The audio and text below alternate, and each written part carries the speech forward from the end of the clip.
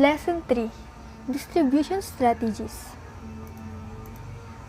Sources of channel conflicts. Vertical conflicts. This refers to the issues that may arise between different levels along distribution system. Because these involve different distribution levels, this usually means that the conflicts are contractual in nature and may involve matters of accountability. Pwede po siyang producer versus wholesaler or producer versus retailers. Example, a supplier might have stipulated verbally that the distributor, who is the level directly below the supplier, may be responsible for promoting the products, but later on, the distributor might insist that this was never its responsibility. This is why contractual obligations by and between parties should always be clearly documented and never rely on verbal agreements only. Next, horizontal conflicts. This refers to the issues that may arise between distributors along the same level. Often involves territorial conflicts where one distributor claims that another is infringing into what is supposed to be its rightful territory. Retail is about real estate. At the retail level, where wars between competing brands can be won or lost through sheer visibility alone, firms for as much as prime real estate as possible. Retailers are actually in the real estate business. The key difference, however, is that unlike real estate developers that offer habitable space, retailers deal with the shelf space and maximizing the returns on these limited spaces. Shelf space allotments are measured in terms of facing or the numbers of instances of the product along a shelf. Example, if the display orientation of the product is in lengthwise, it may result to have lower visibility and lower front row space, while if it's crosswise, it tends to have a higher visibility and higher front row space. Distributor ploys. A marketing ploy is essentially a clever tactic used by marketers to raise awareness and drive more purchases of a specific product or service for a company. The word ploy implies that the marketing tactic is an attempt to trick or outwit a consumer, so some people are wary of marketing ploys.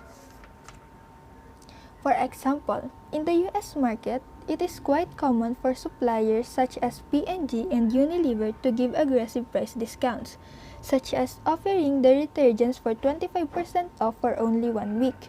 In order to attract the market to switch to their respective brands, the way to push a price promo toward the consumers is by dropping the price for its distributors with instruction to pass on a substantial part of the price drop to consumers via promotional suggested retail prices.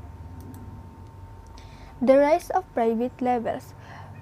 Private label goods, also known as house brands, refers to brands that are owned by the distributor themselves. Distributors do not manufacture their own products because manufacturing is not normally their distinctive competence.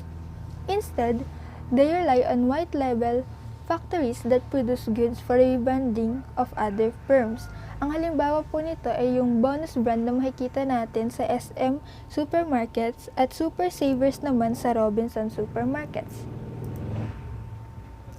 Gray markets. Gray market goods refer to products that somehow make it to the market without going through official distribution channels.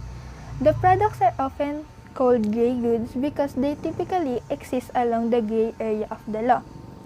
For example, a popular fashion brand such as Giordano will have official retail stores in malls. At the same time, Giordano shirts are often sold in Changi stalls. Hindi po siya matatawag na fake shirts. Rather, these are legitimate shirts that are brought directly from Hong Kong, often by travelers who chance upon sale prices and deep discount promos and bypassing the local exclusive distributor network. Legally, people can sell any product that they buy, so there is no criminal liability for selling a shirt that was legally bought elsewhere. But in doing so, the seller is competing with official resellers. ito po yung makikita natin na may mga yung mga brands na may official store sa malls, at the same time, meron din po nagtitinda sa mga tiangge ng same na product. Next, regionalization and localization. Regionalization or localization is a business strategy that maintains focus on a particular region or area, and as such, this approach employs differentiation based on the regions. Companies establish their operations in one particular area before expanding to other regions, growing into international companies or multinationals. Sa localization testing po, if yung product ay designed to work for specific culture or local lang po, saka po siya mare-recognize na localized product.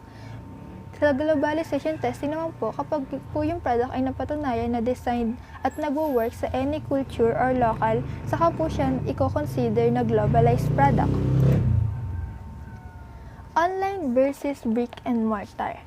Brick and mortar refers to physical stores. As more and more consumers become enabled and educated in buying products online, a threat looms over the sustainability of physical stores. But a more pressing problem involves consumers who visit brick-and-mortar stores just to see what products are available and then resort to buying online. Ito po yung nauuso ngayon na online shopping versus visiting physical store. Kagaya po ngayon, sikat po yung pag-online shopping kasi po nasa pandemic tayo. Tapos yung iba naman po, maaaring pupunta po sa physical store, tapos kapag may nagustuhan po silang product or may gusto silang bilhin, i-check po nila sa online kung may mababang presyo at dun po sila magdi-deal or magko-close ng deals para mabili yung product. But how can brick-and-mortar stores compete with online vendors? Shopping experience may be a key. Customers may have to feel delighted with their real store experience to the point that they want to close the deals right there and then regardless of cheaper online alternatives. Pwede pong sa physical store po, i-entertain ng mga sales agent yung customers para po dun pa lang sa pagbisita nila sa store ay makabili na po agad sila at hindi na po para umuwi pa at tingnan kung may cheaper available na product sa pag-online at dun bumili.